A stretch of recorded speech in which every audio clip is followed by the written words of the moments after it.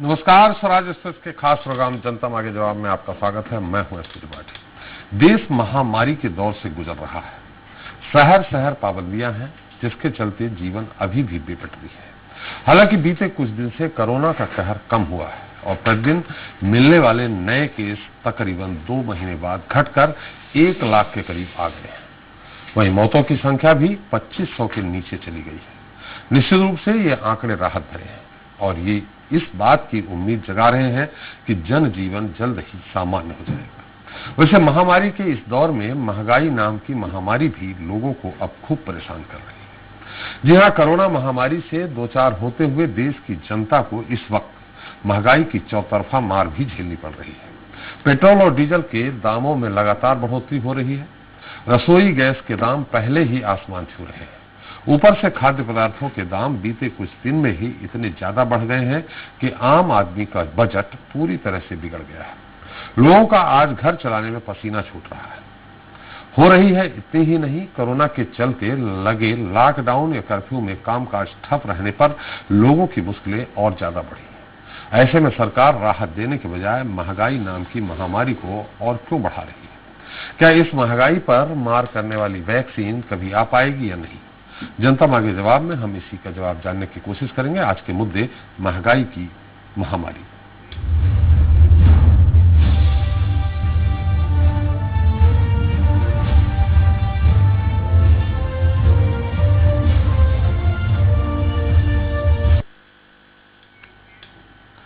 सारा नुस्खा फेल हो गया है पॉकेट पर कंट्रोल का। हर महीने नहीं, अब तो प्रतिदिन दाम बढ़ रहा है डीजल और पेट्रोल का। जी हां, तेल के दाम लगातार बढ़ रहे हैं। देश के तमाम शहरों में पेट्रोल 100 रुपए प्रति लीटर के पास चला गया है, तो कई जगह ये शतक लगाने के बेहद करीब है। उधर डीजल के भी जिस तेजी से दाम बढ़ रहे हैं, उसे देखकर लग रहा है कि कुछ ही दिनों में ये भी सैकड़ा जड़ देगा। दूसरी ओर खाद्य पदार्थों के दाम भी आम आदमी का दम निकालने में कोई कसर नहीं छोड़ रहे हैं। आटा, दाल, चावल से लेकर रोजमर्रा में उपयोग होने वाली हर वो चीज महंगी है जो जीवन के लिए जरूरी है। सरसों तेल हो या रिफाइंड, दोनों के दाम इतने बढ़ गए हैं कि आम आदमी का जीना दुश्वार हो गया है। बहरहाल, महंगाई की ये जो महामारी है, इसे लेकर विस्तार से चर्चा करें उसके पहले देख लेते हैं रिपोर्ट। महामारी में महंगाई की महामार, आम आदमी का जीना दुश्वार। बड़ा सवाल, राहत दिलाने के लिए क्या कर रही सरकार?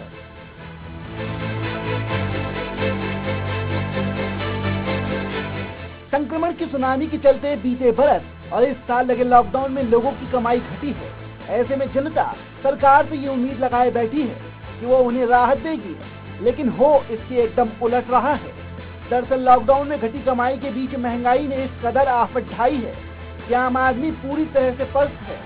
उसे समझ नहीं आ रहा है कि वो महंगाई के मिल रहे महाडोज में कैसे अपना घर चलाए।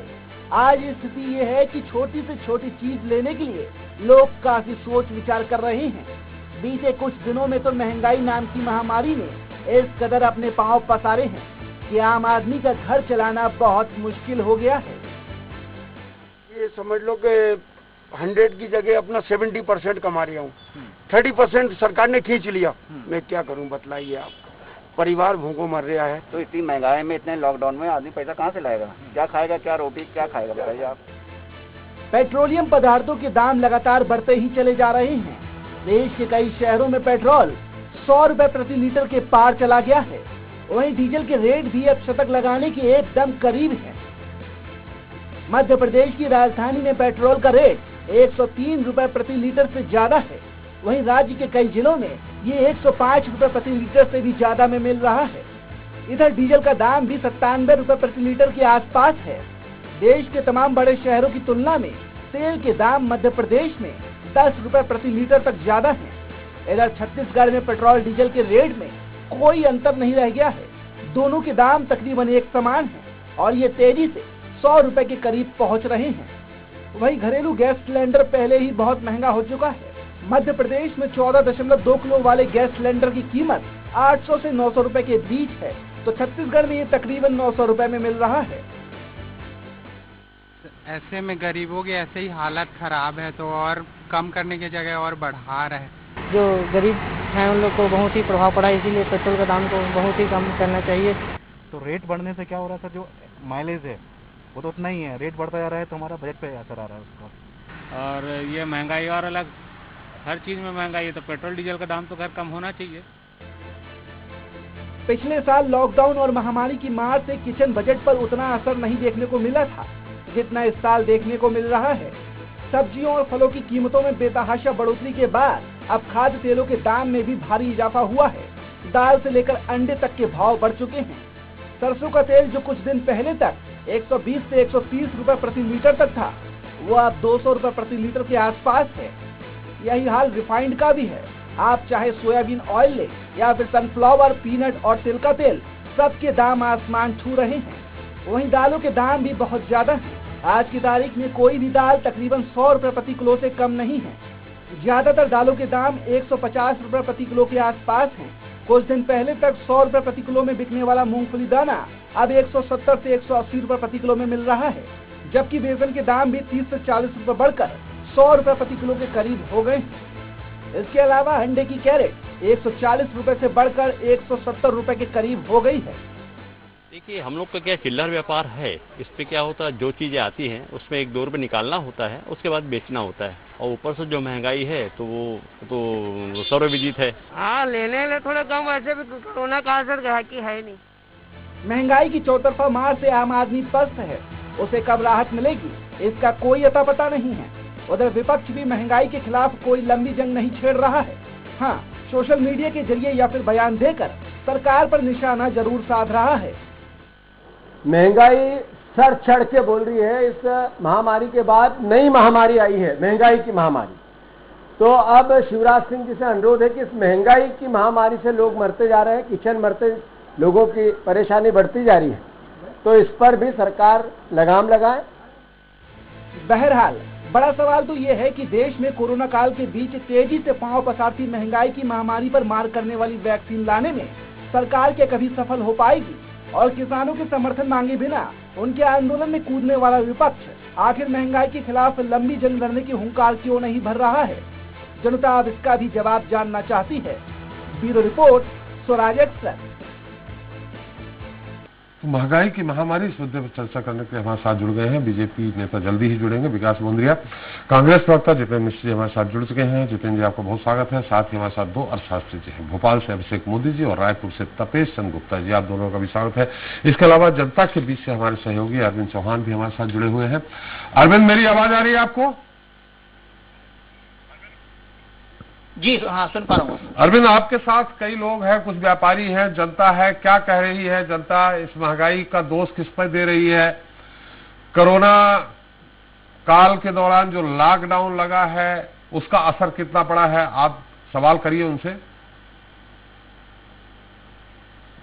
निश्चित तौर पर कहेंगे त्रिपाठी जी कि इस वक्त कोरोना से उबर भी नहीं पाए थे कि महंगाई ने एक बार फिर लोगों को मारना शुरू कर दिया। कह सकते हैं कुछ लोग, जब भी हमारी बात उनसे हुई, उन्होंने कहा कि हमारे जो जेबें हैं, जेबों में महंगाई ने बड़ा सा होल कर दिया है। ऊपर से पैसा डालते हैं, नीचे से निकल जाता है। इस वक्त हमारे साथ एक जो गाड़ी चलाते हैं, आप कैसे देखते हैं डीजल और पेट्रोल के दाम अगर बात करें कोरोना काल में या इससे पहले क्या रेट थे, अब क्या स्थिति है? आप बहुत लंबे समय से वाहन चालक हैं। सर, अभी चैन सिंह यादव। डीजल और पेट्रोल के विषय में तो ऐसा सर, 1 साल पहले 67-68 रुपए के आसपास डीजल था, और यूपी में वैसे भी यहाँ से 10 रुपए कम रहता हर बार। हमने कई बार यूपी से भी डलाया। 64 रुपए मैंने इसी साल यूपी से डला। कैसे देखते हैं? कोरोना काल को तो ऐसा क्या है सर कि इसका कोई वो तो है नहीं है उपाय।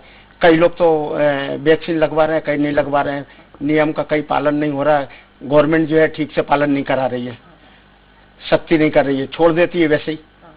तो महंगा हो रहा है, इसके वजह से महंगा हो रहा है। अब आज 94 रुपए कुछ पैसे डीजल हो गया है, और विपक्ष भी जो है कुछ बोल नहीं रहा है। अच्छा, और विपक्ष कुछ नहीं बोल रहा है, और जो है अपनी मनमर्जी चल रही है, जितना भी चाहे रेट बढ़ते जा रहे हैं। इतना महंगाई हमने आज तक कभी नहीं देखी सर। दाल महंगी, तेल महंगा, सब चीज महंगी हो गई सर। ठीक है, हमारे साथ कुछ और लोग भी उनसे जानने की कोशिश करते हैं। सर, क्या नाम है आपका? सोशल डिस्टेंसिंग का हम लोग पालन करते हुए बात करेंगे आपसे। सर, नाम क्या है आपका और कैसे देखते हैं इस महंगाई को? मेरा नाम चंदन सिंह रघुवंशी है, मैं ईडन गार्डन में रहता हूँ। महंगाई को हम किस तरीके से देखें, जो भी शब्द कहें वो बहुत कम है। महंगाई इस समय गवर्नमेंट की क्या पॉलिसी है क्या नहीं है, आम जनता मरी जा रही है, ऊपर वालों को तो कोई फर्क पड़ता नहीं है। वादे पे वादे नेता लोग देते रहते हैं, कोई फर्क नहीं पड़ता। आज से 1 साल पहले 92 रुपए दाल बिका करती थी तुअर की, आज 124 रुपए बिक रही है। तेल 86 रुपए हुआ करता था, 128 रुपए बिक रहा है। कोई भी तेल, कोई भी सामान XYZ कुछ भी ले लो आप, हर चीज के दाम 1.5 गुने हो गए हैं। महंगाई इतनी है और लेने के लिए कुछ नहीं। यदि व्यक्ति की इंस्टॉलमेंट आ रही वो तो उतनी आएगी। कोरोना काल है तो उस पर भी तो प्रतिबंध लगाओ। इलेक्ट्रिक का बिल है वो भी बढ़ता जा रहा है, पानी का है वो भी बढ़ता जा रहा है, प्रॉपर्टी टैक्स वहीं की वहीं है। 2 साल आपने कोरोना काल रखा तो कम से कम प्रॉपर्टी टैक्स ही छोड़ देते। महंगाई में गवर्नमेंट के फेल हो चुकी है, केंद्र की हो या स्टेट की हो, फेल है गवर्नमेंट है। विपक्ष इतना कमजोर है कि वो अपने शब्द रख ही नहीं सकता, और रखता भी तो किसी तरीके से रख नहीं पाता। चलिए हमारे साथ कुछ और लोग भी उनसे जानने की कोशिश करते हैं। सर आप युवा भी हैं और साफ तौर पर यहाँ हमारे पास आई, आप जॉब में भी हैं, कैसे देखते हैं इस महंगाई को? और इसमें कोरोना काल में कितने लोगों ने अपनी नौकरियां गंवाई हैं या कोई नौकरी जाने की संभावना है, और कैसे देखते हैं पूरी महंगाई 1 साल में कहां से कहां पहुंच गई है? बिल्कुल, मैं आपको बताना चाहता हूँ कि इस महंगाई के दौर में प्राइवेट सेक्टर में तो सबसे ज्यादा मार गिरी हुई है, क्योंकि प्राइवेट सेक्टर अपने एक सर्कुलर जारी करता है, उसमें एड्रेस में ये देता है कि भाई सैलरी इस ब्याज पे कम कर दी जाएगी, क्योंकि कोरोना काल चल रहा है, कंपनी का प्रॉफिट नहीं हो रहा है, कंपनी आपको पे आउट कहां से करेगा? अपने सैलरी डिडक्ट किया। अब उस प्राइवेट सेक्टर वाले एम्प्लॉय ने अगर मकान ले रखा है, कोई लोन ले रखा है या कोई भी चीज ले रखी है, तो उसका भुगतान वो कैसे करेगा? क्योंकि जब सैलरी कम हो गई है तो उसके भाई सैलरी कम है लेकिन इंस्टॉलमेंट तो जानी है, बैंक को देना है, बैंक का कोई आपने वो किया नहीं है कि बैंक से कोई वेवर दिलवाया हो, कुछ भी ऐसा कि लास्ट कोरोना काल में आपने थोड़ा बहुत तो रियायत दी भी थी, इस कोरोना काल में आपने बिल्कुल भी रियायत नहीं दी। तो इस कारण से जो आम आदमी है वो इतना पीछे जा रहा है कि उसको किसी तरीके से सोचने का मौका ही नहीं मिल पा रहा कि वो अपना और अपने परिवार का लालन पालन कैसे कर पाए। तो एक दिक्कत सबसे बड़ी ये खड़ी है। दूसरी दिक्कत ये है साहब कि आज अगर पैसा नहीं है और पैसा नहीं आ रहा है, जो आम आदमी जो बोलते मिडिल क्लास फैमिलीज हैं, मिडिल क्लास फैमिली ही सबसे ज्यादा सर्वाइव कर रही है इस कोरोना काल में। जो सबसे ज्यादा डेंट लग रहा है वो सब मिडिल क्लास फैमिली को ही डेंट लग रहा है और परेशान है। गरीब आदमी है तो सरकारें उन्हें कहीं राशन उपलब्ध करा रही है, बड़े आदमी को ज्यादा फर्क पड़ता नहीं है, तो मिडिल आदमी को ज्यादा समस्या है। मिडिल क्लास फैमिली ही सबसे ज्यादा दिक्कत में है, परेशानी झेल रही है, और उसका कोई निदान सरकार के पास नहीं है, कोई सोल्यूशन सरकार के पास नहीं है, जिसका भुगतान जो है सिर्फ मिडिल क्लास परिवार ही भुगत रहा है। आप मतदाता भी हैं तो क्या लगता है आने वाले इलेक्शन में इसका फर्क पड़ेगा? बिल्कुल, क्यों नहीं पड़ेगा। जब यंग पीढ़ी को इतना पीड़ित करेंगे तो फिर आगे वाला जो यूथ है, नया यूथ है, वो तो ये करेगा ही ना आगे। हमारे साथ कुछ और लोग भी अभी आप गाड़ी चला के आए हैं, क्या नाम है आपका? आगे आइए। हैं अभी आप कौन सी डीजल गाड़ी चला रहे हैं, पेट्रोल गाड़ी चला रहे हैं? गैस किट चला रहे हैं। गैस महंगी हुई है? जी सर महंगी है, वो सीटी डलवाते हैं हमारे। अच्छा, तो आपको उनसे पैसा ज्यादा देते होंगे फिर वो? जी, हम तो सर सैलरी बेस पे हैं। हाँ, महंगी हुई है नहीं हुई है, क्या लगता है आपको? महंगी है ना सर, गैस महंगी है, पेट्रोल महंगा है, पेट्रोल गाड़ी में नहीं घूम रहे। खाना खाते नहीं खाते, खाना तो खाते ही होंगे। दाल वाल महंगी हुई है? हाँ सर। कितनी? दाल भी महंगी, पहले से 2-3 रुपए बढ़ा ही दिया है, और लॉकडाउन लग जाता है तो सर जिसको नहीं वो अपनी मन मर्जी से बेचता है, अपनी मन मर्जी से। हाँ। चलिए हमारे साथ हैं आप सर, नाम बताइए। आप व्यवसायी हैं सर यहाँ? हाँ सर, क्या व्यवसाय क्या करते हैं आप, कैसे देखते हैं? हर चीज के तो रेट बढ़ गए। सीमेंट से ले लो आप, रेती पत्थर गिट्टी, काम करें तो करें क्या, प्रॉफिट का कोई ठिकाना नहीं है। अब घर से बाहर निकलना ही महंगा हो गया, डीजल महंगा, पेट्रोल महंगा, और इस पे कोई आवाज ही नहीं उठती। अगर सोशल मीडिया पे थोड़ी बहुत आवाज उठती है तो लोग बाग हर चीज को कंपेयर सोने से, 60 साल पहले सोना इतना था आज इस रेट है, तो देखिए सस्ता हुआ कि नहीं, ये चीज सस्ती हुई कि नहीं, 2 रुपए 5। तो इन चीजों पे सरकार ध्यान नहीं दे रही। खाने की चीजें ले लो, हर चीज महंगी। अरविंद सवाल करिए इनसे, अरविंद सवाल करिए आप, अरविंद सवाल करिए कि इसका दोष किसको देते हैं, महामारी का चलते हुआ है या सरकार का प्रबंधन अच्छा नहीं है? एक गुप्ता जी, आप चूंकि ठेकेदार भी हैं और यहाँ पर एक अपना वर्चस्व भी रखते हैं, बुद्धिमान आदमी भी हैं, तो मैं ये जानना चाहता हूँ आपसे कि ये इसका पूरी जो महंगाई बढ़ी है, इसका दोष किसका है? सरकार का पर दोष है या कोरोना के चलते ये महंगाई बढ़ी है? कोरोना के चलते महंगाई का असर नहीं है इतना जितना सरकार का है। सरकार को इस पर ध्यान दे तो महंगाई कोई चीज नहीं हो सकती। सरकार चाहे तो पेट्रोल डीजल सस्ता कर दे तो हर चीज सस्ती हो जाए। ट्रांसपोर्टेशन महंगा बहुत ज्यादा हो रहा है, उस पर ध्यान नहीं दे रही। कोरोना काल में हवा लेना ही महंगा हो गया। अभी आप ये देखिए, कंसंट्रेटर एक 30,000 का मिलता था, 2-2 लाख रुपए में बिके। दवाइयों में ब्लैकमेलिंग हुई। तो हर चीज सख्ती रखे सरकार, और हर चीज सब चीज प्रीकास्ट होती है सरकार के पास में, और सरकार प्रीकास्ट नहीं करती। चाहे कांग्रेस की हो, चाहे किसी भी पार्टी की हो, बीजेपी है या जहां जो भी शासन कर रहा है, हर चीज प्रीकास्ट करे तो ये चीजें कंट्रोल रहे। युवा से हम आपसे जानना चाहते हैं कि यार क्या लगता है, कोरोना के कारण ये सब महंगा हुआ है या सरकार कहीं व्यवस्थित नहीं कर पाई? कोरोना के कारण तो ठीक है साहब, देखिए महामारी है पूरे वर्ल्ड में आई, लेकिन पूरे वर्ल्ड में ऐसी पैनिक स्थिति नहीं बनी कि लोग बेरोजगार हो गए हों, लोग रोड पे आ गए हों, लोगों के पास भुखमरी मर गई हो, ऐसा कुछ भी नहीं हुआ। सिर्फ इंडिया में ही ऐसा देखने को मिल रहा है जहाँ पे लोग खाने के लिए, दाने जाने के लिए मोहताज है, पैसों के लिए मोहताज है, सबके ऊपर कहीं ना कहीं इसकी गाज गिरी हुई है। तो मुझे लगता है सर इंडिया गवर्नमेंट के ऊपर ही, मतलब इसके ऊपर ज्यादा फोकस करना चाहिए। चलो अरविंद, आपको रिटायरमेंट के करीब हैं, गवर्नमेंट जॉब में है, आप कैसे देखते हैं कि जी अरविंद आखिरी सवाल कर लीजिए आप। जी, हम ये, आप बिल्कुल रिटायरमेंट के करीब हैं और बिल्कुल कैसे देखते हैं ये सरकार का पूरा दोष कहेंगे इस पर, या आप क्या देखते हैं कि कोरोना के चलते इतनी महंगाई हुई है, जो कह सकते हैं कि जो अपना खाने का ऑयल था वो 90 रुपए था, 130 140 हो गया है। कोई भी सामग्री गेहूं महंगा नहीं, मेरे मानने के हिसाब से कोरोना का इस पर कोई असर नहीं है। ये तो कोरोना का तो बनाया महामारी है, पूरे विश्व में है, ना कि भारत में है, पूरे विश्व में है। लेकिन भारत सरकार या स्टेट गवर्नमेंट क्या कर रही है, क्यों इतना महंगाई पे कंट्रोल नहीं कर पा रही? सब्जी से लेकर खाने पीने की चीजें, आटा, बेसन, दाल, चावल, सारी चीजें महंगी हो गई है, क्योंकि ट्रांसपोर्टिंग इतना महंगा है, डीजल इतना महंगा कर दिया है, अब ट्रांसपोर्टर को पड़ता नहीं है। अच्छा, विपक्ष कुछ बोल रहा नहीं? विपक्ष बोलने लायक बचा ही नहीं है ना, है ही नहीं, विपक्ष बोलते ही नहीं है। तो आपको क्या लगता है इसका असर कहीं न कहीं आने वाले इलेक्शन पे पड़ेगा? बिल्कुल पड़ेगा, बिल्कुल पड़ेगा, इसका असर बिल्कुल पड़ेगा। ये सोच के दिया था कि यार ये महंगा, इससे अपन दूसरी पार्टी को चेंज करेंगे, नाम तो मैं नहीं लूंगा, दूसरी पार्टी को चेंज करेंगे, कुछ राहत मिलेगी। राहत तो नहीं मिली, वो हमारे जो पहले खराब दिन थे वो अच्छे थे। ये जो अच्छे दिनों की लालच में देके हमको जो करा है वो गलत है। त्रिपाठी जी, आपने देखा लोग कहीं न कहीं मायूस हैं, क्योंकि आम मिडिल क्लास का जो आदमी है वो बहुत दुखी है।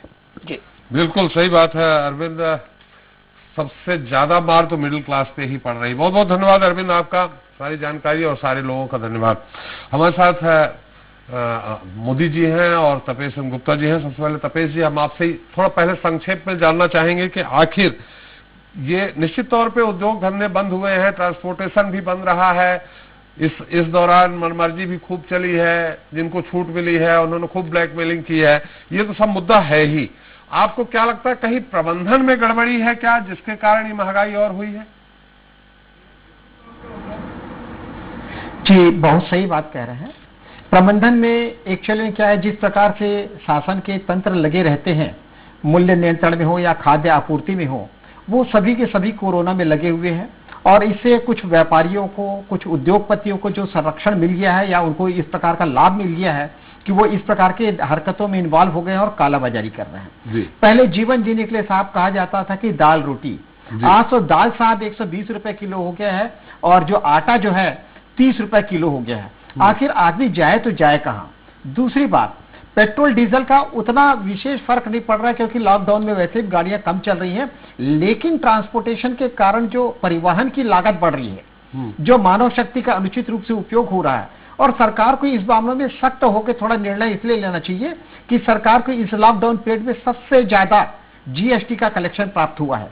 इसका मतलब यह हुआ कि अगर लॉकडाउन नहीं लगा रहता है तो व्यापारी करों की चोरी करते हैं, और यह पैसा वसूली हो रहा है तो लॉकडाउन के कारण, नाकेबंदी के कारण हो रहा है।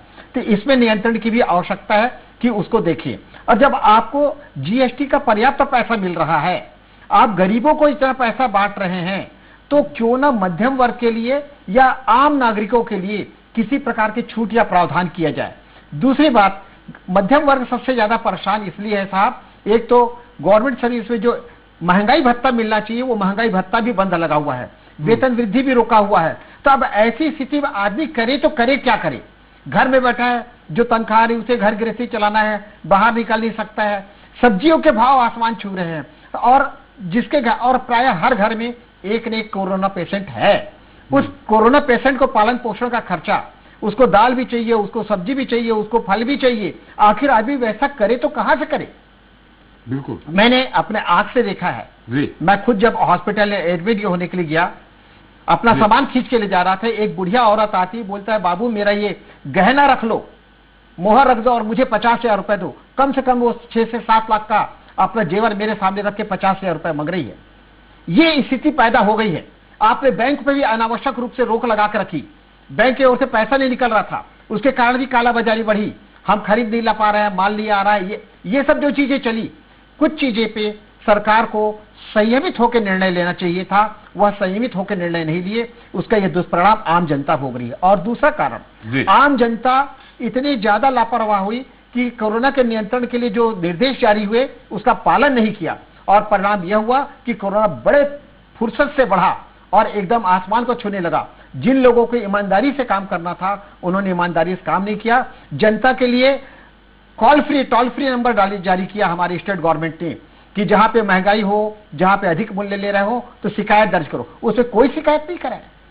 हर आदमी को डर लगता है, मैं दिया मेरा मोबाइल नंबर चल जाएगा, बाद में मेरे पीछे पड़ जाएगा।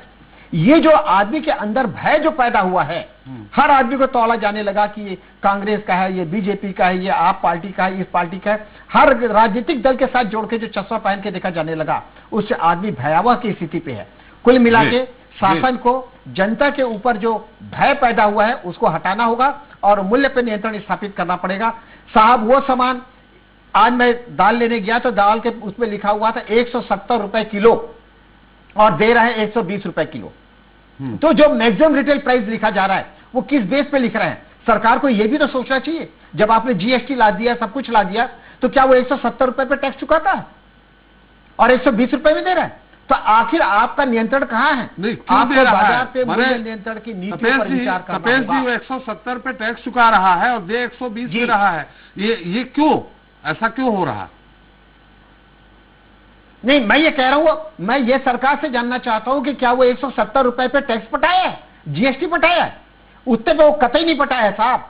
बाद में पैकिंग करते वक्त रेट बढ़ा के दिया जा रहा है और उससे कोई टैक्स और जीएसटी प्रॉपर लग नहीं रहा है, और यही अंतर जो है चोरी का कारण बनता है, यही कालाबाजारी का आधार बनता है। और जब वो पैकेट मोहल्ले के बाजार में आ जाता है, दुकान में आ जाता है, वो बोलता है 170 रुपए 150 दे दो। वो भी 120 में लाया होगा पर वो 150 रुपए में बेच रहा है। तो ये जो चीजें जो अधिकतम खुदरा मूल्य लिखा जा रहा है, इस पे नियंत्रण की आवश्यकता है। दवाइयों में भी यही है चीज। आप जाइए होलसेल में लेके आइए, दवाइयां क्या रेट मिलती है और आप अपने बाजू की दुकान में खरीदिए। आखिर ऐसा क्या कारण हो रहा है कि ऑनलाइन जो दवाइयां बिक रही है वो 20% डिस्काउंट में बिक रही है? जी, ये चीजें मूल्य नियंत्रण पर सरकार को सख्त होना पड़ेगा। जो खुदरा मूल्य लिखा जा रहा है, अधिकतम खुदरा मूल्य सामग्रियों पर, उस पर नियंत्रण स्थापित करे और उसके आधार पर ही वस्तुओं का विक्रय करे। अन्यथा पूरी जनता आक्रोशित होगी। जन आक्रोश का शिकार सरकार को होना पड़ेगा, चाहे सरकार किसी भी हो। नियंत्रण के लिए मूल्य नीति जी तपेश जी, बिल्कुल हम आपके पास फिर से आते हैं। मोदी जी हमारे पास। मोदी जी, आपसे भी जानना चाहेंगे, आखिर ये प्रबंधन की गड़बड़ी है कि महामारी की गड़बड़ी है, या अंतर्राष्ट्रीय बाजार पे जो आज ही कुछ प्रति डॉलर रेट बढ़ा है उसकी वजह है, 72 हो गया है 66-68 से, उसकी वजह है जो आज ही पेट्रोल डीजल के रेट बढ़ गए हैं। लेकिन अलग अलग राज्यों में अलग अलग है, माने राज्य का कर भी है। इसमें हमें लगता है कि भोपाल उन टॉप हिंदुस्तान के टॉप शहरों में है जहां सबसे ज्यादा 2-4-6 का सबसे ज्यादा पेट्रोल डीजल के रेट बढ़े हैं। और पेट्रोल डीजल के रेट बढ़ रहे हैं तो दूसरी महंगाई और क्यों बढ़ रही है? मोदी जी, ये प्रबंधन की, जैसे कि तपेश ने कहा कि प्रबंधन, किसके प्रबंधन की गड़बड़ी है? अगर उन्होंने खुदरा व्यापारियों के लिए बात कही तो राज्य सरकार का मामला आता है, दूसरे मुद्दों में केंद्र सरकार का मामला आता है। क्या लगता है आपको? निश्चित तौर पर ये प्रबंधन की कमी है। अगर ये प्रबंधन की कमी नहीं होती, मैं मतलब कई समय से देखता आ रहा हूँ कि सबसे ज्यादा प्रॉब्लम है प्रबंधन की। महामारी अपनी जगह है, महामारी एक नहीं 2 बार हमारे पास आई, बहुत विकट स्थिति थी, परंतु उसके बाद भी अगर हम चाहते या हमारी सरकार चाहती तो इसको कंट्रोल कर सकती थी। उसने एक पर्टिकुलर वर्ग को फायदा पहुंचाने की कोशिश करी है और दूसरे वर्ग से उसको लेने की कोशिश करी है। इसमें सिर्फ तकलीफ ये आई है कि जो निचला वर्ग था उसे तो उन्होंने जी खोल के बांट दिया, जो अपर वर्ग था उसने भी कमाया है। क्यों कमाया है, मैं आपको ऐसे बताना चाह रहा हूं कि हमारे देश में आप देखिए कि सेंसेक्स और निफ्टी 2 एक्सचेंजेस हैं जिसमें कंपनियां लिस्टेड है। आप ये देखें कि पिछले क्वार्टर में उन्होंने अपने मुनाफे में 200% की वृद्धि की है। ये कहां से आई? जब कोरोना चल रहा था तो आपको तो पैसा मिलना ही नहीं चाहिए था। कंपनियों की कॉस्टिंग तो ऑलरेडी बढ़ी हुई थी, परंतु अगर आप उनकी बैलेंस शीट देखेंगे तो पिछली बार के मुकाबले इस बार उन्होंने मतलब रोबोस्ट रिकॉर्ड ग्रोथ की है। उसी के कारण से क्यों ग्रोथ हुई है इसकी? सर मैं वही बोलना चाह रहा हूं कि सरकार ने नियंत्रण नहीं किया। जो बड़ा व्यापारी था उसने तो पैसा छीना है, जो छोटा आदमी था उसने सरकार से ले लिया रियायत के तौर पर। इसमें पिसा है मिडिलमैन। आप ये देखिए कि दुकानें जितनी बंद हुई जो कोरोना कर्फ्यू में भी, जिसमें सेंट्रल ने तो बंद करा ही नहीं, सेंट्रल के हिसाब से पूरा ओपन था, स्टेट गवर्नमेंट ने पर्टिकुलर जगह जगह पे शुरू में पिछले साल पहले 2020 में बंद करा था, 2021 में उन्होंने बिल्कुल बंद नहीं करा। अगर मैं फाइनेंशियल ईयर 21-22 की बात करूं तो सेंट्रल गवर्नमेंट के हिसाब से कोरोना लॉकडाउन कहीं नहीं लगा, बट स्टेट गवर्नमेंट के हिसाब से पर्टिकुलर एरिया में लगा है। उसका भी सर किसी भी मिडिलमैन को या किसी भी मध्यम वर्गीय को कोई रियायत नहीं मिली है, जबकि सबसे ज्यादा मतलब 58% हमारे वहां पर मिडिल क्लास है, उस मिडिल क्लास की कोई रियायत नहीं है। तो जो मेरा मानना यह है कि अगर आपने दुकानें बंद करी या किसी का व्यवसाय या व्यापार बंद करा तो सॉरी तो उसे आपने बदले में क्या दिया? कुछ नहीं। अब सबसे बड़ी बात यह है कि जैसे मैंने आपसे बोला कि जो कंपनियां जिन्होंने रोबोस्ट प्रॉफिट कमाया उसका कारण यह था कि सर एक पर्टिकुलर मतलब ये आप इसको बोलते हैं कि इसको मैनेजमेंट बोलते हैं कि उन्होंने उन व्यापारियों को ही फायदा पहुंचाया है जिनके साथ उनका साझा था। इसको दूसरे शब्द लहजे में ऐसा बोल सकते हैं, क्योंकि आप ये देखिए कि सर कुछ जगहों पर कुछ चीजें बंद थी पर वही चीजें एक बड़ा व्यापारी दे पा रहा था।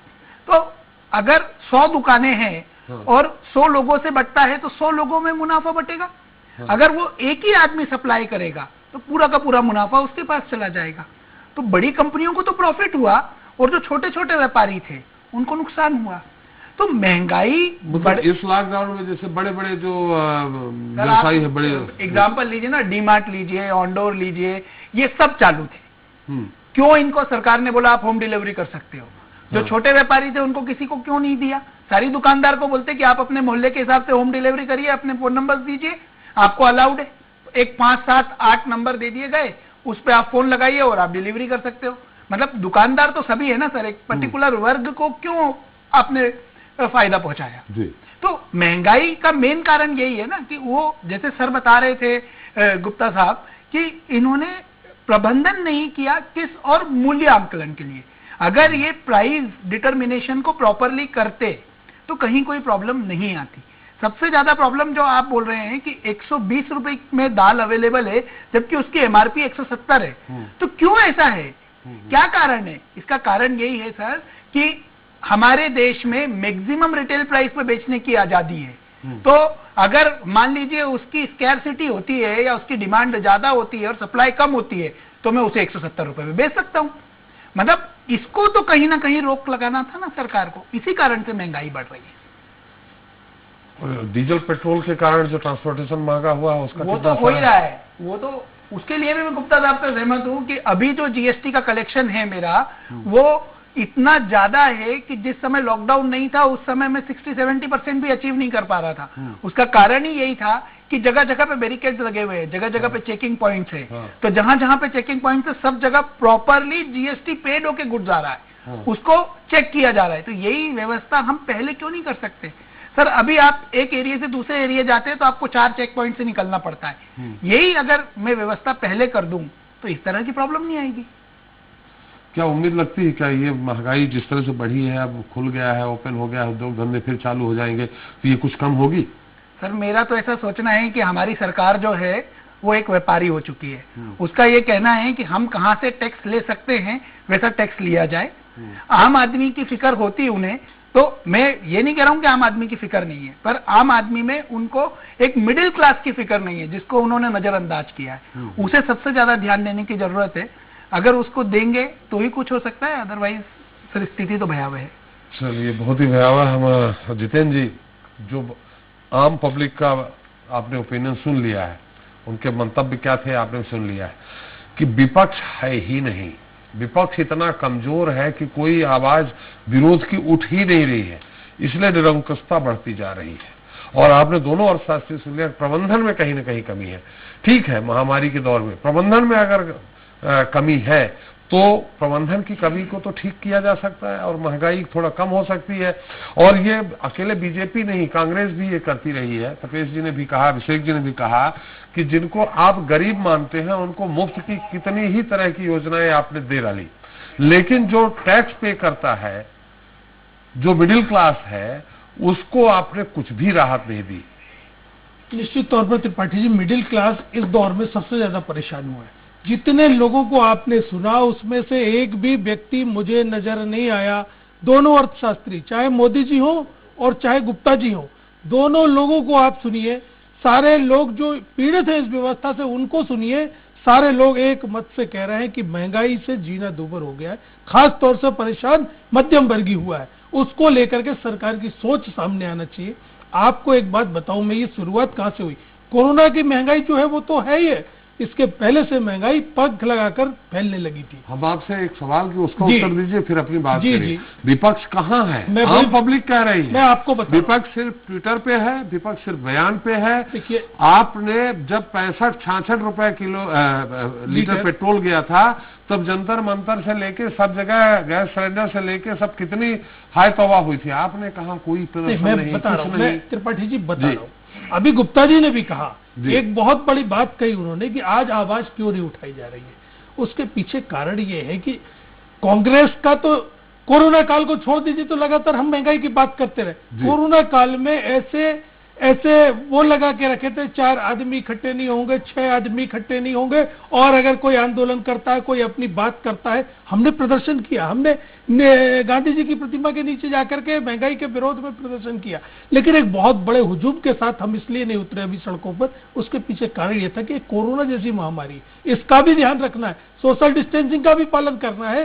रहा सवाल, अभी गुप्ता जी ने एक बहुत बड़ी बात कही कि आदमी डर क्यों रहा है मध्यम वर्गीय आवाज उठाने में, क्योंकि उसे ये लगता है कि मेरा मोबाइल नंबर चला जाएगा, वो भय में है, उसके साथ में कुछ भी हो सकता है अगर वो सरकार के विरोध में उतरता है। ये माहौल सरकार ने बना दिया है, कोई बात नहीं कर सकता विरोध की, क्योंकि अगर विरोध की बात करेगा तो उसे प्रकरण रजिस्टर्ड होगा, मुकदमा होगा और उसको थाने में बंद कर दिया जाए। ये हकीकत है आज देश की। जहां तक महंगाई का सवाल है, कोरोना की बात कर रहे हैं, छत्तीसगढ़ में कांग्रेस की ही सरकार। मैं आपको बता रहा हूँ कि मध्य प्रदेश में बात करो, कहीं भी बात करो, ये स्थिति भारतीय जनता पार्टी की केंद्र में सरकार बनने के बाद और तेजी से फैली है। आप बात करके देखिए, आपके ऊपर मुकदमा होगा। जिन लोगों ने आवाज उठाई है वो सब के सब मुकदमे में दर्ज हुए। एक चीज छत्तीसगढ़ के उन्होंने कही, छत्तीसगढ़ में आपको एक चीज और बताऊं त्रिपाठी जी, ये जो महंगाई है ये कोरोना काल में निश्चित तौर पर 2 मिश्रा जी इसे थोड़ा करेक्शन कीजिए।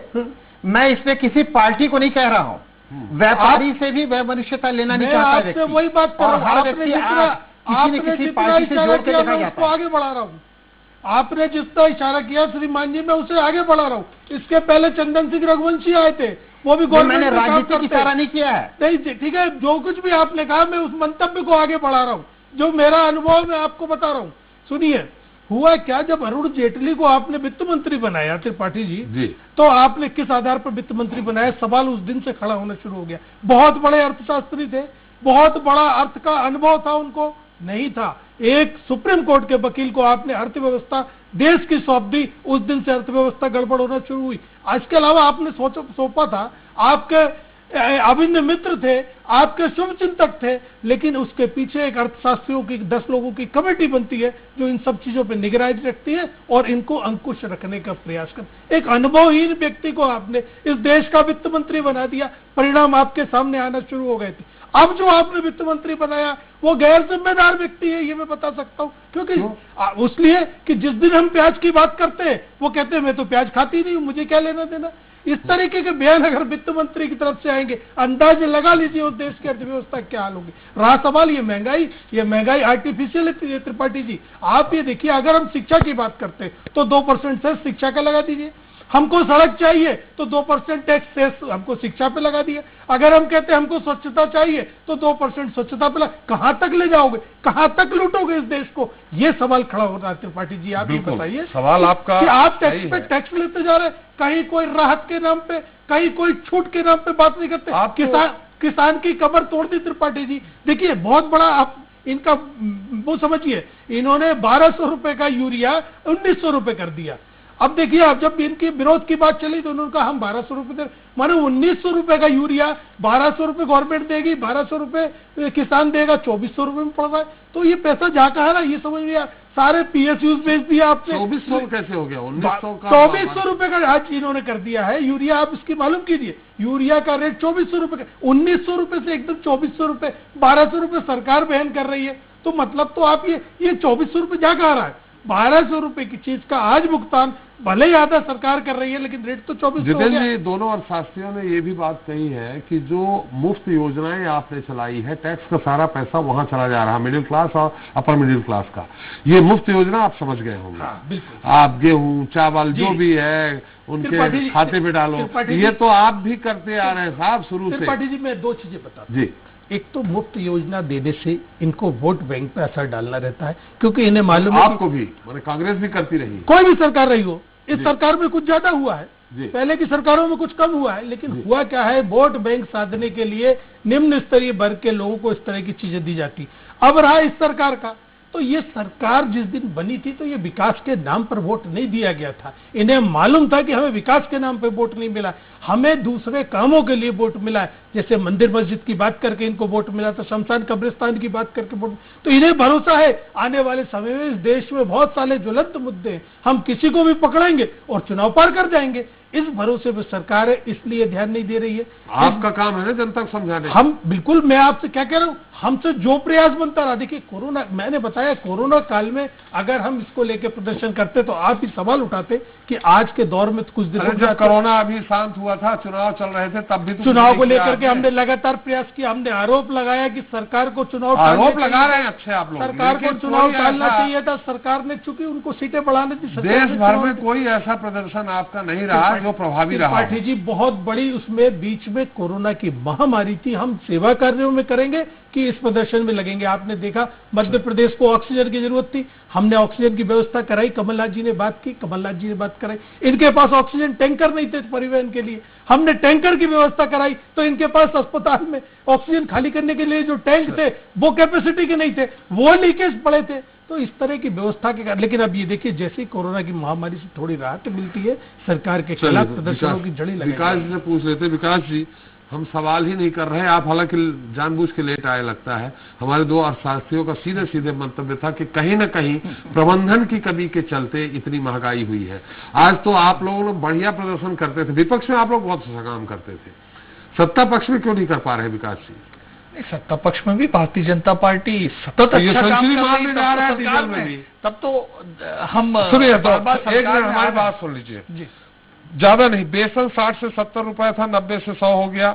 मूंगफली दाना 100 था, 170 से 80 हो गया।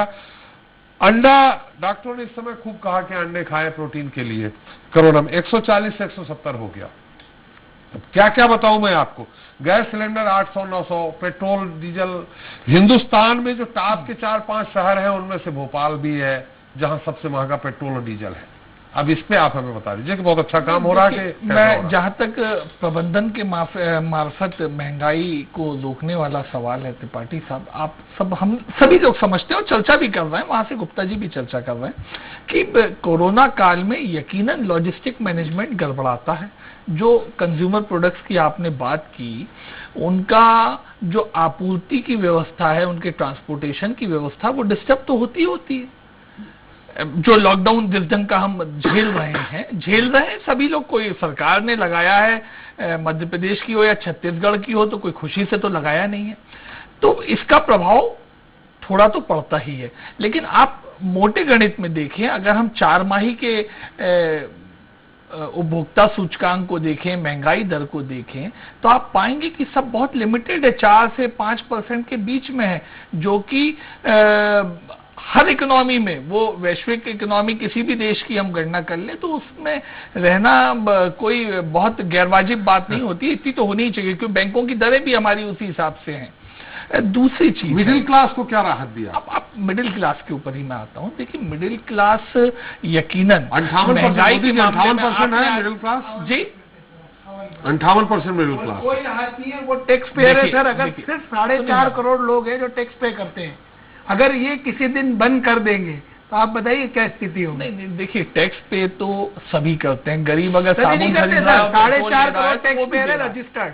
आप इनकम टैक्स की वेबसाइट पे जाइए, देखिए 4 करोड़ 53 लाख टैक्स पेयर है जो रजिस्टर्ड है, जो टैक्स पे करते हैं। हमें उस गरीब जो अपना योगदान दे रहा है, भाई साहब अभी आप देख लीजिए खोल के, उनका भी सम्मान करना चाहिए, उनको सर्विस दरकिनार वाले मत पेश करिए कर रहे जो हैं। पेट्रोल साबुन के माध्यम से जीएसटी या कमर्शियल टैक्स के माध्यम से या अन्य नहीं टैक्सों के सर, माध्यम से सुनिए योगदान सुनिए, दे रहा है। कॉर्पोरेट मत करिए सेक्टर दरकिनार। जितना टैक्स पे कर रहा है उससे ज्यादा कॉर्पोरेट सेक्टर से ज्यादा सर्विस क्लास वाले पेमेंट कर रहे हैं, बाहरी लोग पेमेंट कर रहे हैं। अभी का लेटेस्ट ज्यादा सैलरी सेक्टर वही मिडिल क्लास मैन कर रहा है सर, जो सैलरीड का। अच्छा एक बात बताइए मोदी जी, और उसी को डीए नहीं मिल रहा है, उसी को महंगाई भत्ता नहीं मिल रहा है। डीए अगर डीए बढ़ रहा है, अगर सरकारी अमले का या कारपोरेट के कर्मचारियों का, तो वो भी तो सरकार का ही प्रयास है ना।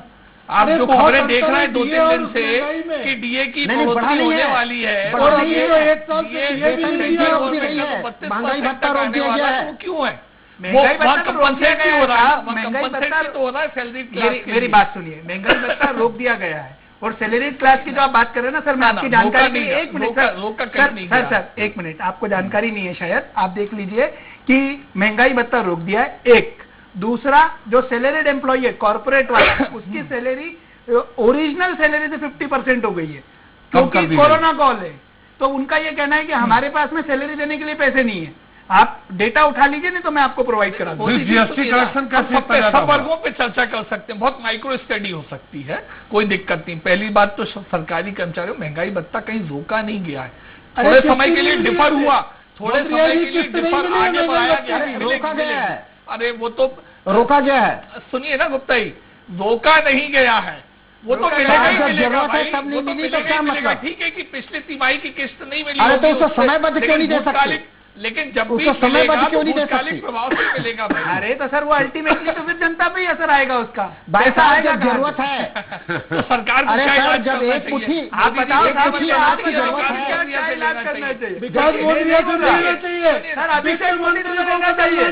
चलिए विकास जी का उत्तर आ जाने दीजिए। इसमें वित्त मंत्री का इस्तीफा होना चाहिए। लीजिए ना, छत्तीसगढ़ के वित्त मंत्री का इस्तीफा मांगिए आप, अरे और उनकी क्वालिफिकेशन भी, पहले उनकी केंद्र प्रोफेशनल सरकार के वित्त क्वालिफिकेशन। मंत्री का देखिए इस्तीफा आपने चलिए विकास जी की बात आ जाए, विकास जी अपनी बात रखें, आखिर जितेन इतना भाई, महंगाई क्यों? त्रिपाठी साहब आपने जो कहा ना कि पक्ष और विपक्ष, अरे जो आज हमारे समक्ष यहाँ इस डाइस पे प्रतिपक्ष है, वो कहीं सत्ता में भी है, देश में ही कहीं सत्ता में है। नहीं तो ये महंगाई तो पूरा कहीं नगरीय निकायों में होगा, कहीं प्रबंधन प्रदेश सरकार में होगा। भैया ये महंगाई तो भागीदारी केंद्र तो सरकार उसकी के भी है प्रबंधन पे है जी। महंगाई तो केंद्र सरकार के प्रबंधन पे ज्यादा बढ़ती है। ऐसा नहीं होता, महंगाई का क्यों केंद्र सरकार के भैया प्रबंधन ये होगा? पेट्रोल डीजल अगर महंगा करेंगे, क्या उपभोक्ता विभाग प्रदेश सरकारों के अधीन नहीं है? जब से जीएसटी आया है तब से वही है। मैं इसी पे आ रहा हूँ, अब पेट्रोल में और डीजल में क्या प्रदेश सरकारों का अपना टैक्स कलेक्शन नहीं है ना? क्या वो दरकिनार कर सकते हैं उन्हें? क्या वो डिफर कर पाए अभी तक? मध्य प्रदेश सबसे क्या ज्यादा है। छत्तीसगढ़ कर पाया, फिर क्या राजस्थान कर पाया? सुनिए छत्तीसगढ़ में विकास मध्य प्रदेश में 103 रुपए सामान्य पेट्रोल और 94 डीजल है, और छत्तीसगढ़ में डीजल 93 है और पेट्रोल भी 93 है रायपुर में। नहीं, छत्तीसगढ़ रायपुर हो सकता, राजस्थान की क्या स्थिति राज्य में कम है, मुंबई की क्या राज्य स्थिति में हम देखेंगे जी। आप ये भी तो देखिए, केवल $72 आज हुआ है क्रूड ऑयल, अगर ये 80-90 हो जाएगा तो ये शायद 125 हो जाएगा। नहीं देखिए, जब जो चीजें होंगी उनको उस ढंग से निपटा जाएगा। त्रिपाठी साहब मैं क्या कह रहा हूँ, पेट्रोल डीजल में महंगाई दर बढ़ी है, मूल्यों में इजाफा हुआ, इस मामले में तो कोई शंका ही नहीं, सबको मालूम है। विकास जी, इसमें 140 चर्चा की बात ये है मोदी जी बता देंगे कि वहाँ पे वो प्रदेश सरकारें जिसमें भारतीय जनता पार्टी नहीं, वो कमतर क्यों नहीं कर विकास जी, पाई? यूपीए सरकार में मोदी जी बता देंगे। सवाल सुन लीजिए, 140 कितने तो गया था महंगा? 146 गया था। और सर मैं आपको ये बता रहा हूँ कि अभी नेगेटिव $16 गया था। उस समय इंडियन गवर्नमेंट ने 300 टाइम्स अपना रिजर्व बढ़ाया था, तो उसको पास ऑन क्यों नहीं किया?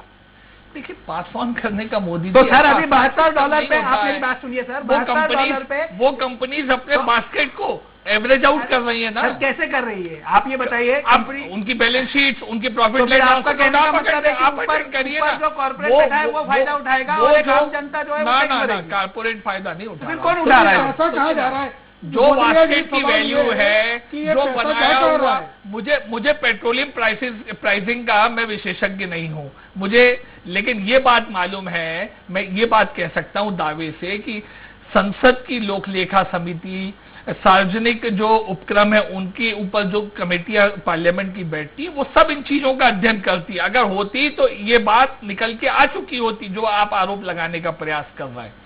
विषय वो नहीं है, विषय ये है कि टैक्स कलेक्शंस की निर्भरता जरूर पेट्रोलियम प्रोडक्ट्स के ऊपर सरकारों की है, वो केंद्र सरकार की हो या प्रदेश सरकार की हो, दोनों है। उसका प्रबंधन में अब क्या नया हो सकता है, वो उदाहरण अगर यहां बैठा प्रतिपक्ष जहां सत्ता में वहां करके दिखा दे तो उसे फॉलो आउट किया जा सकता है। अरे बोंद्रिया जी, लेकिन ये तो केंद्र सरकार का काम है। आपको बताइए कि आपने ऐसी पॉलिसी बनाई कि बड़ा व्यापारी होम डिलीवरी कर सकता है, बाकी छोटे व्यापारी दुकान बंद करके रखना पड़ेगा। छोटा व्यापारी उनको कहाँ छूट दी आपने? आपने लॉकडाउन किया, उनकी दुकानें आप बताइए रायपुर में क्या आपने बड़े उद्योगपतियों के कर्जे माफ किए। ऐसा तो साफ है ना, ऐसी चीजें मत करिए। अच्छा, मैं एक दो बातें आपका जवाब देना चाहता हूँ। नहीं, ये बिल्कुल सही है, ये बिल्कुल सही है। देखिए, आपने छोटे व्यापारी कमर तोड़ दी, बड़े व्यापारी जो भोपाल शहर में विकास जी, एक मिनट मैं आपके अध्ययन विकास जी, राष्ट्रीय चिंतन की बात करनी है तो राजनीति से ऊपर उठ के बात करिए। 150 व्यापारी तो भोपाल नहीं, राजनीतिक चिंतन की बात करनी है। सर एक मिनट, आपने बोला 150 व्यापारी है, आपने को ये बताइए कि भोपाल में कितनी दुकानें रजिस्टर्ड है? मैं बताता हूँ सर, 4900 दुकानें रजिस्टर्ड है और सिर्फ 150 व्यापारी, तो बाकी क्या करेंगे? नहीं, पहली किस्त बताइए ना सर, बाद में 350, हर वार्ड में 2, 4, 5। सर आप बताइए रेशो देखिए ना सर, एक एक करके बोल लें। आप पहले पूरा बोल लीजिए, मैं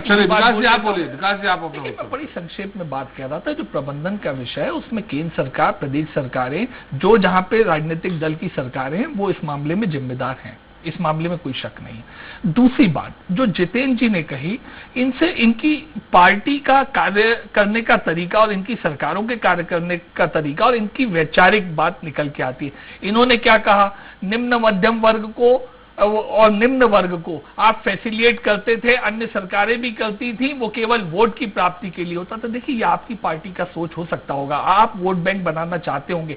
हमें मालूम है कि जब तक हम समाज के पिछड़े व्यक्ति को सहायता नहीं करेंगे और ऐसे बुरे वक्त में उसे खड़े रहने में मदद नहीं करेंगे तो देश खड़ा नहीं रह सकता। ये आपकी सोच नहीं है, आपकी सोच वोट बैंक आप उनकी कीजिए, लेकिन मध्यम वर्ग का भी तो ध्यान रखेंगे। क्यों नहीं कर रहे? मध्यम वर्ग को अगर एजुकेशन में मदद चाहिए वो सरकार कर रही है, मध्यम वर्ग को अगर स्वास्थ्य लाभ के लिए मदद चाहिए वो सरकार ने वो कदम उठाए। अब आप देखिए, कोरोना पीरियड में आयुष्मान कार्ड में अगर प्रदेश की 90% जनता फैसिलिटेट होके निःशुल्क लाभ, स्वास्थ्य लाभ का लाभ प्राप्त कर सकती है, तो ये किसने किया है? ये मध्य प्रदेश की शिवराज सरकार ने, भारतीय जनता पार्टी की सरकार ने तो कदम किया ना। चलिए, इसका उत्तर तो सफेद जी और मोदी जी ज्यादा। मेरा यही कहना है कि देखिए, अलग अलग मुद्दे हैं। मध्यम वर्ग के लिए, मध्यम वर्ग के लिए जो ज्यादा जरूरी चीजें हैं उसमें उसको मदद की जा रही है। अगर साहब MSME को मदद की गई है और अभी भी की जानी है, इसका मतलब ये नहीं होता सर, इसका मतलब ये नहीं होता कि उसको दाल रोटी भी ना मिले। सर, चिकित्सा की आपने सुविधा दे दी, इम्यूनिटी बूस्टअप करने वाली आइटम इतने महंगे हो गए, आदमी और बीमार पड़ जाएगा। तनाव रहित होना चाहिए, तो महंगाई में लोग तनाव में है।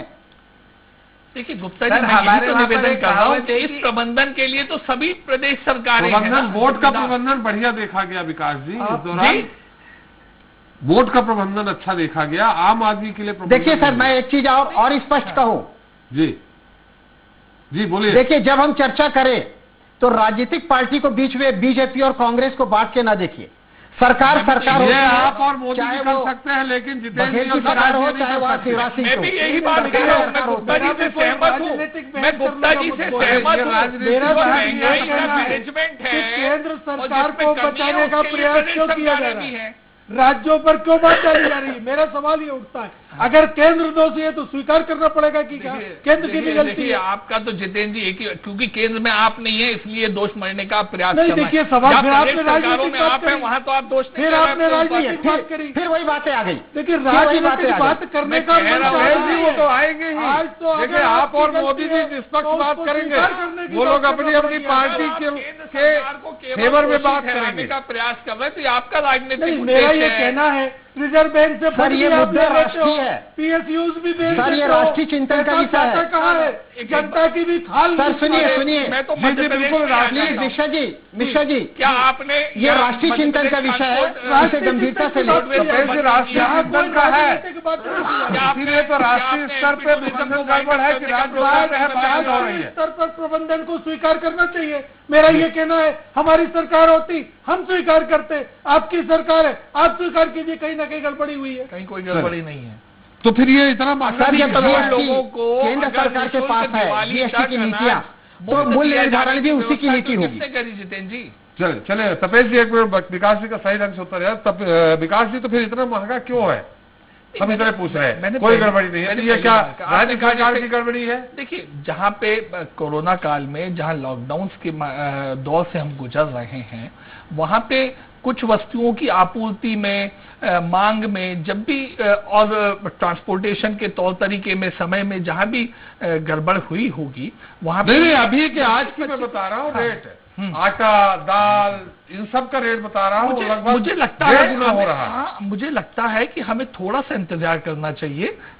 लॉकडाउन खुलने लगा है, मध्य प्रदेश भी लगभग पूरी तरह से खुल रहा है, तो ये सब चीजें सामान्य पे आ जाएंगे, सामान्य पे। अब आप देखिए, अगर व्यक्ति के घर में गेहूं है लेकिन चक्की बंद है 1.5 महीने से, तो आटे की कीमत, आटे की, एक मिनट, जो आटे का स्टॉक था, पैक्ड आटा था, वो तो अपने आप में तो यही तो प्रबंधन लिमिटेड रही। यही तो प्रबंधन है विकास जी कि क्या किससे महंगाई बढ़ सकती है। अगर सब चीजें, मैं त्रिपाठी साहब केवल इतना सा निवेदन करूं, अगर सब सरकार किसी भी राजनीतिक दल की हो, सब प्रबंधन उसके अंडर में बहुत सामान्य रूप से हो रहा होता और ऐसी व्यवस्था हम कायम रख पाते, तो क्या कोरोना को महामारी कहने की जरूरत होती? बंद मान लीजिए, आटा का हो गया, क्या महामारी कहने की जरूरत होती? क्या दाल महंगी हुई, पेट्रोल महंगा हुआ, इसका कहाँ है?